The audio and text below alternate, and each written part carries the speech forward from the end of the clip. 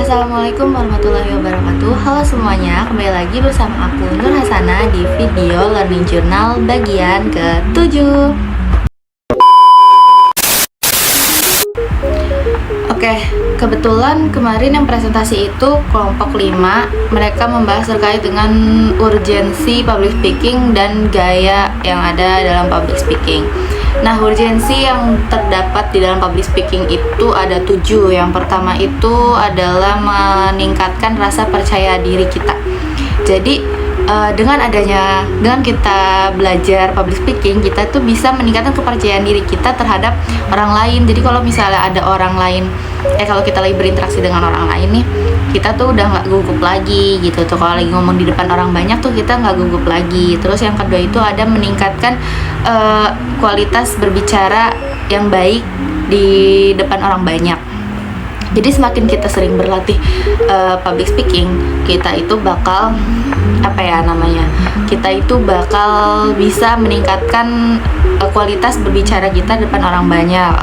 Kayak misalnya yang tadi kita kalau ngomong di depan itu gugup atau kena demam panggung, itu tuh perlahan kalau misalnya kita sering berlatih itu bakal berkurang.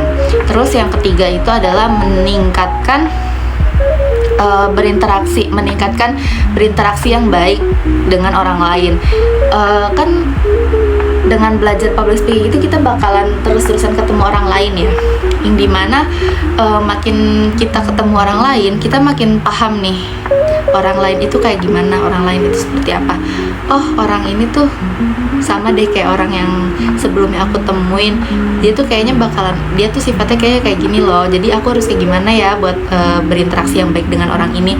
Jadi kita tuh punya gambaran, semakin banyak kita berinteraksi sama orang lain melalui public speaking ini, kita tuh semakin punya gambaran untuk meningkatkan interaksi kita terhadap orang lain gitu loh.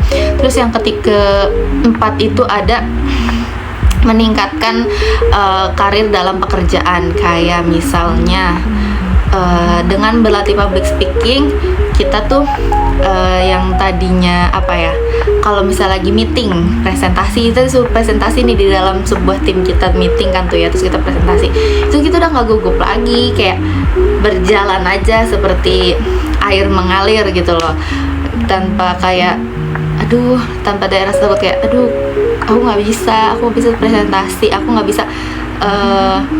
berani presentasiin hasil kerja aku di depan bos dan teman-teman aku. Dia itu tanpa ada rasa kayak gitu loh, kalau misalnya kita rajin berlatih public speaking. Terus yang kelima itu ada dapat meyakinkan kepercayaan orang lain. Semakin kita sering berlatih, semakin juga kita terkenal, dan semakin juga omongan kita akan dipercaya oleh orang lain. Karena pasti banyak kan motivator yang kayak diundang ke acara seminar atau apa gitu kan. Kita kadang pernah dapat kutipan kayak kayak sebuah kutipan quotes dari si pembicara itu yang mungkin cocok dan relate buat kehidupan kita, dan itu bisa kita jadikan acuan. Kita pernah ngerasain kayak gitu kan. Nah, makanya di dalam urgency public speaking ini ada poin yang dimana dapat meningkatkan dapat meyakinkan kepercayaan kita terhadap orang lain terhadap kita gitu. Nah, terus yang keenam itu ada kita bisa berpartisipasi aktif dalam diskusi atau debat. Kayak yang selama ini terjadi di kelas kan, ketika presentasi ada yang namanya sesi diskusi.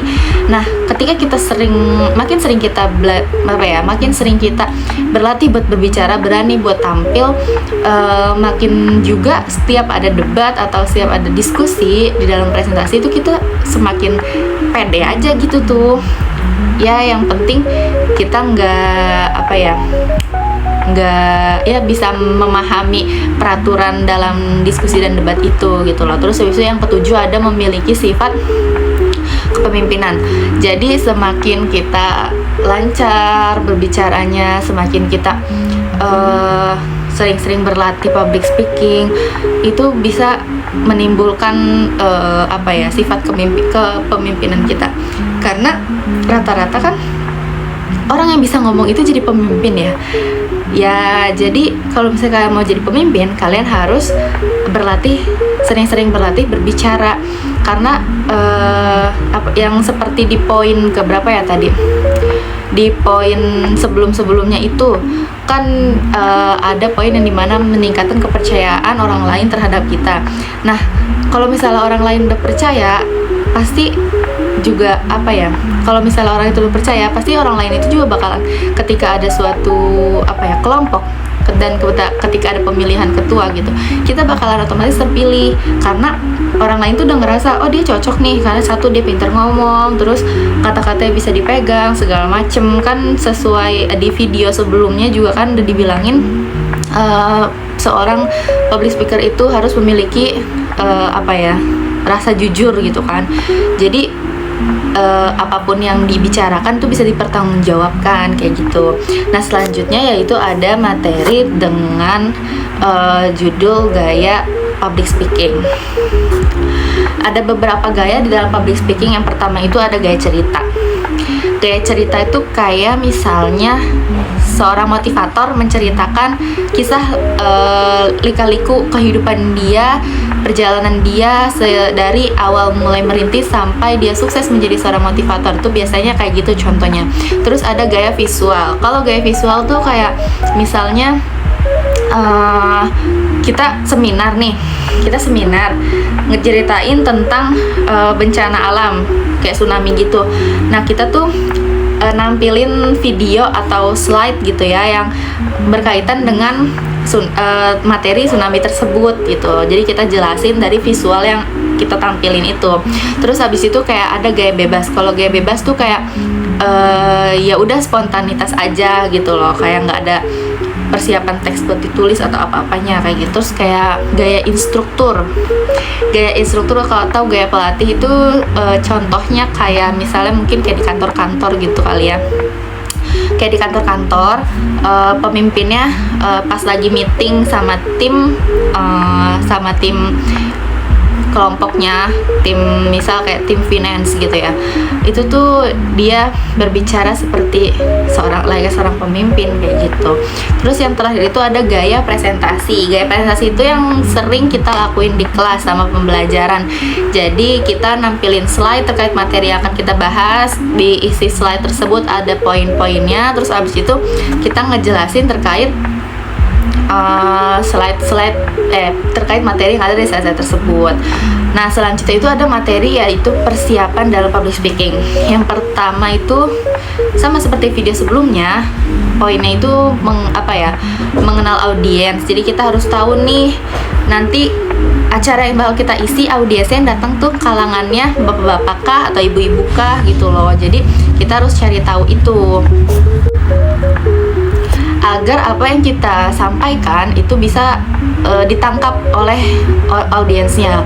Terus abis itu ada yang namanya pengorganisasian materi. Jadi sebelum kita melaksanakan kita menjadi public speaker di sebuah seminar atau pertemuan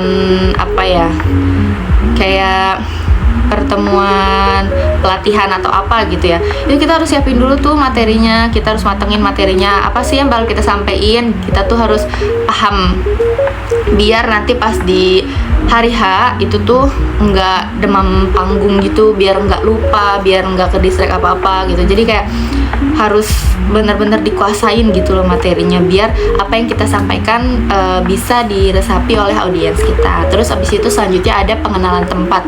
Kita harus tahu nih pas kita disuruh jadi pemateri misal di suatu seminar, kita harus tahu nih tempatnya itu di mana. Terus habis itu kalau bisa kita datang 15 menit atau 20 menit gitu ya, kalau lebih bagus setengah jam sebelum acara dimulai, dan kita gladi bersih dulu di atas panggung itu biar kita tuh tahu, oh nanti tuh pandangan kita terhadap audiens tuh kesini kayak gitu. Terus habis itu yang terakhir itu paling utama, penampilan fisik. Karena pastinya kalau misalnya penampilan kita bagus kan, orang juga bakal tertarik gak sih buat ngeliat kita. Kalau misalnya kitanya males-males mah kan pasti orang juga nggak mau nonton, pematerinya kucel belum mandi kan, nanti kayak gitu masa.